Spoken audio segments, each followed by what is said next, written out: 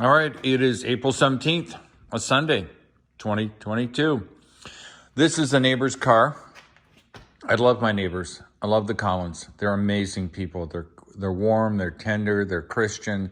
They're just good people. And this is a car I helped them get, a couple of months ago because their daughter, who's 17 and a half, rear-ended another person in their car they had given her. So I was able to find this car for a really good price. And it's been really well maintained. I mean, it's got about 180,000 miles on it, but it drives like a dream. There are some mechanical issues with it. I think the speedometer doesn't register correctly, but who needs that? So we are in the 3-month oil change program. And I said I'd be glad to do it. Since they're my neighbors and they're good to me, it's not a problem. So we're doing the oil extraction technique once again. It's easy to do. God, if it works, that'd be great. I do not like taking drain plugs out. Told you that 1,000 times. I do not like it. So I did a quick check. Only thing that needs to really be changed, which is common, is the power steering. It's starting to look a little funny. Everything else looks good. The car's in really pretty good shape. For a 2004, there's some rust back here, which is too bad, but that happens. And always a telltale sign is when you see the gas fill cap get rusty. It's never a good sign. But overall, it's a nice car. Runs well. I think it's got a 5-cylinder, 2.4-liter engine. I think it has I think it may be a 5-speed or a 6-speed tranny. I mean, it's an old car, don't get me wrong, but the interior's very nice. Everything's in good shape. There's no tears. It looks really good. And like I said, it drives well. It's got new rubber on it, nice tires. It was dealer maintained every 3 months. It went to the dealer to get an oil change, and they fixed everything. It's even had its timing belt changed. Yeah, good car. Nothing wrong with it. Obviously, it's old. It's a little rusty. That's just the way it is. Cars get rusty. So it's going to have its oil changed. We're going to do the extraction technique. And we'll go from there. Another one of those, let's see if we can avoid having to actually pull the drain plug. I hate drain plugs, but it's a nice car. And you don't see many of them anymore. This 2.4-liter 5-cylinder, I guess, has a great reputation for being reliable. And given that it gets its oil changed every 3 months, doesn't matter how many miles it has. It can have 1 mile or 3,000 miles. It gets the oil and filter. And this engine is strong, 180-some thousand miles, and it still starts beautifully, runs smoothly, gets good mileage, emissions are good. Yeah, like I always say, as you've heard 1,000 times before, engine oil and filter is way cheaper than an engine. And, I have no idea why that's there. But this is my first experience. I checked the brake fluid. It's got less than 1% water in it. I know that from the previous owner's experience, like I said, they had everything done to this car. I cleaned the MAF sensor, which is here, about 3 months ago before she sold it, because the car was throwing a signal. That solved the problem. Cleaned the MAF sensor and did the throttle body. Cleaned it. And apparently it's been running like a champ.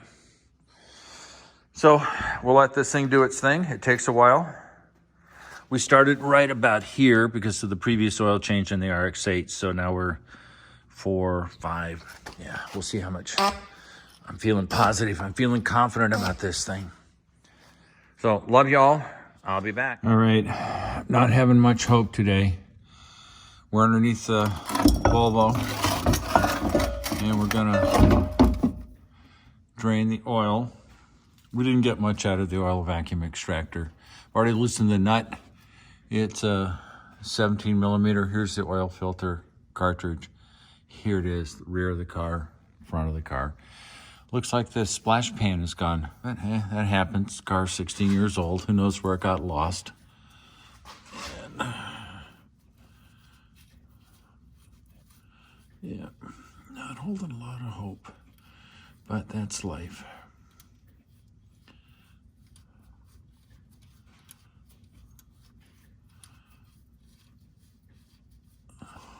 Here we go. Just save the day. Yeah, no. So we're filling up the Pyrex. I suspect it's gonna go nuts. Yeah, it's gonna take a lot. I'll do the second Pyrex. Oil is dark, but hey, oil gets dark. That's the way it is sometimes. We're up to 64 ounces. Yeah, this is not gonna be an oil extraction vehicle. Just not gonna be that way. Yeah. I have to deal with my sadness. Yeah. Too bad. Not every car tolerates it. Don't know why I'm measuring it. It's a little silly. But I'm here. So we got 64, we probably got 70 ounces there. Yeah, which is 2 quarts. Yeah. We'll do the dribble routine. All right, well, everything's out. We'll let this do its thing, and I will be back once I turn this camera off. Yeah, got my oil all over my gloves. All right, we're taking the oil filter off the cap, the cover, because it's a cartridge kind of filter. I've already loosened it. And if you look at the orientation, this is the right side of the car, passenger side, and this is the driver's side, or left side, and this is the front. So I do have a cap that goes on the oil filter housing. I have that because I can't do this by hand. There's no way I can get this to do it by hand. So, the filter stayed behind. Ooh, gross. And pulled right out. That looks good. I don't see any gaskets or anything else floating up in here, which is good. There is, as always on all these cartridges, it's a little hard to tell, but see that rubber ring right there? I'll take it off with a pick. And I better go get a paper towel or I'll be dripping all over the place. And paper towel. And we'll come back over. We'll grab the little thing and carry it over. Try not to drip too much.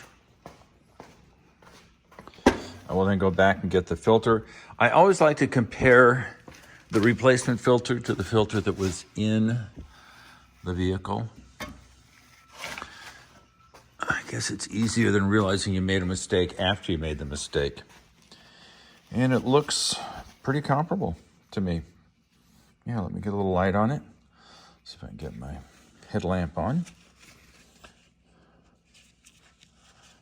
Yeah, there we go. Get the headlamp on. Here we go. So, the size is good. And I assume that is there a filter number on it? No, it is a Volvo filter, which is nice.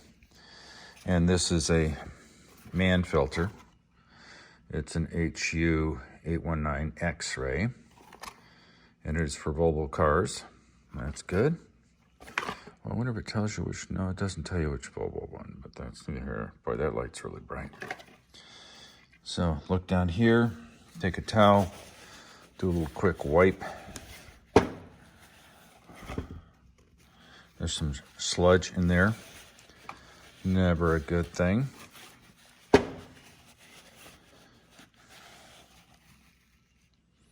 Yeah.